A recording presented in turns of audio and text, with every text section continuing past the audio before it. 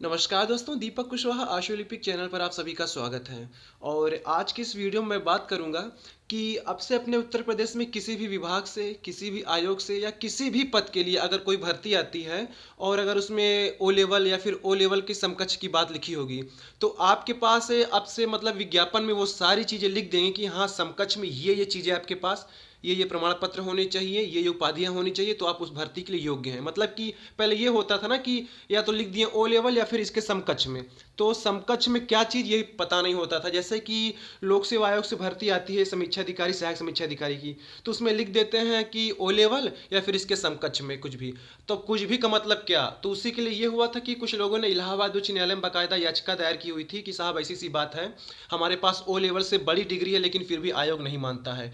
तो इलाहाबाद उच्च न्यायालय ने बाकायदा ये आदेश दिया है कि देखिए, अगर आप मतलब कि जो भी विभाग आयोग जो भी भर्ती निकाला है वो उनके ऊपर है कि वो उस चीज़ को मानेंगे या नहीं मानेंगे, ठीक है ना। न्यायालय इसके लिए बाध्य नहीं रहेगा कि फैसला आपके हक में आए। लेकिन हाँ, एक चीज़ न्यायालय ने जरूर आदेश दिया है कि अब से कोई भी भर्ती आएगी तो समकक्षता में क्या क्या चीज़ें लेंगे वो साफ साफ लिख दो, ताकि कोई लड़का परेशान ना हो, बार बार न्यायालय की शरण बनाए, वो बार बार वो भाग दौड़ ना करे, ठीक है। और न्यायालय ने यह भी कहा है, अगर किसी विज्ञापन में ओ लेवल लिखा हुआ है तो ओ लेवल ही माना जाएगा। आपके पास भले ए लेवल है, बी लेवल है या कोनो बड़ी डिग्री है, वो नहीं मानी जाएगी। अगर ओ लेवल लिखा है तो सिर्फ और सिर्फ ओ लेवल ही, ट्रिपल सी लिखा है तो सिर्फ और सिर्फ ट्रिपल सी।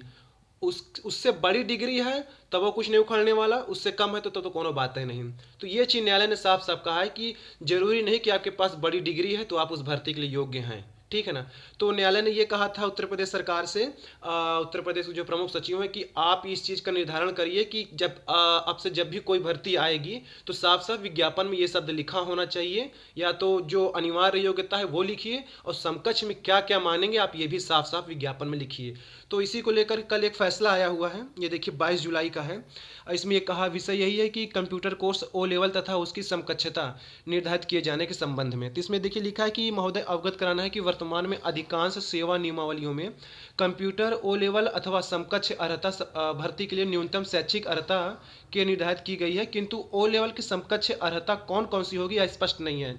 बीच में बाकायदा बहुत सारी चीज़ें लिखी हुई हैं, तो ये उसका भी सहारा लिए हैं कि जैसे अपने उत्तर प्रदेश पुलिस विभाग की तरफ से जो भर्ती आई हुई थी, उप निरीक्षक आशु लिपिक, सहायक उप निरीक्षक लिपिक, सहायक उप निरीक्षक लेखा लिपिक, तो इसके लिए भी यही था कि आपके पास एक वर्षीय कोई भी कंप्यूटर का प्रमाण पत्र है जो कि राज्य सरकार, केंद्र सरकार या फिर मान्यता प्राप्त विश्वविद्यालय से है तो वो माना जाएगा। तो वही चीज़ अब से इसके लिए भी लागू हो गया है। तो देखिए नीचे क्या क्या लिखे हैं ये कि अगर आपने बीएससी किया हुआ है लेकिन कंप्यूटर साइंस आपका एक विषय रहा हो कम से कम एक वर्ष के लिए, तो वो ओ लेवल के समान माना जाएगा। फिर इसी तरीके बीएससी में कंप्यूटर एप्लीकेशन एक विषय रहा हो एक वर्ष के लिए, एक से ज़्यादा हो चलेगा लेकिन कम से कम देखिए यहाँ लिखा है कि एक वर्ष के लिए रहेगा तो भी वो ओ लेवल के समान माना जाएगा जब। फिर लिखा है कि बीएससी आपने आईटी से किया हो। फिर लिखा है कि आईटीआई से 52 सप्ताह का computer operator and programming assistant यानी कोपा का एक कोर्स होता है सरकारी आईटीआई से, तो अगर आपके पास कोपा का भी प्रमाण पत्र है बाकायदा तो वो भी अब से ओ लेवल के समान माना जाएगा, ठीक है। फिर लिखा है कि अगर आपने MSc cyber law and security course से किया हो तो ये भी ओ लेवल के समान आएगा। फिर लिखा है कि यूपी इलेक्ट्रॉनिक्स कॉरपोरेशन से एक वर्ष का ओ लेवल के समकक्ष कोर्स, ये चीज़ हो गया।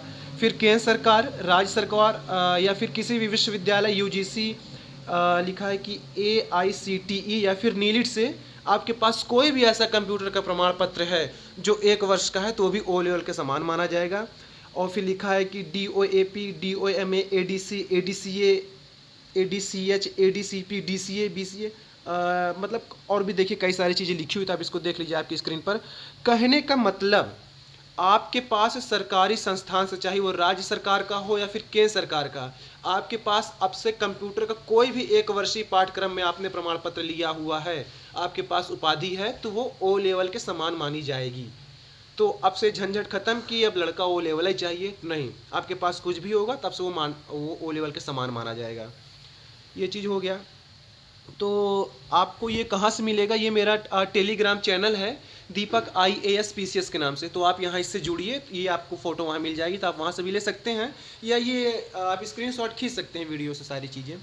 तो बहुत लंबी सूची दी हुई है। इनका कहना है कि यूपी डेस्को, ठीक है ना। इससे भी अगर आपने कोई 1 वर्ष का डिप्लोमा किया हो तो भी मान्यता वो ओ लेवल के समान माना जाएगा। आपने एमसीए किया हो या फिर बीटेक किया हो, बीसीए किया हो और पीजीडीसीए विथ पीसीएम, मतलब कि आपने पीजीडीसीए भी किया हुआ है लेकिन इंटर में फिजिक्स केमिस्ट्री मैथ है, तो ये ओ लेवल के समान माना जाएगा।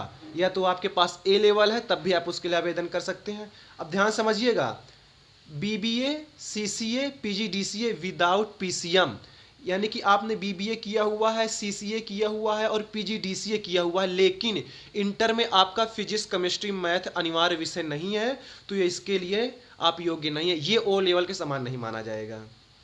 ठीक है ना। तो ये यही सारी चीज़ें थी। अब अच्छा हो गया है, हर चीज़ों के लिए बाबा लोगों को परेशान नहीं होना पड़ेगा, क्योंकि इसी के लिए बड़ा तामझाम होता था। तो ठीक है, यही सारी चीज़ें थी, तो ये मैंने सोचा आपको बता दूँ, क्योंकि ज़्यादा ज़रूरी है। लेकिन हाँ, फर्जी वाला नहीं चलेगा, ध्यान दीजिएगा, अब जहाँ भी चलेगा वरना चपक कर रगड़े जाएंगे फिर। तो इसीलिए वो या तो किसी केंद्र सरकार, राज्य सरकार से मान्यता प्राप्त यूजीसी या फिर नीलिट से होना चाहिए, यही ध्यान रखिएगा। फिर ये नहीं कि चले आज कोचिंग में निकल लिए मोहल्ले की, लो भैया 500 ये लो बना के दो हमको एडीसीए, तो ऐसा नहीं चलेगा। ठीक है, तो यही था। तो पूरा वीडियो देखने के लिए धन्यवाद।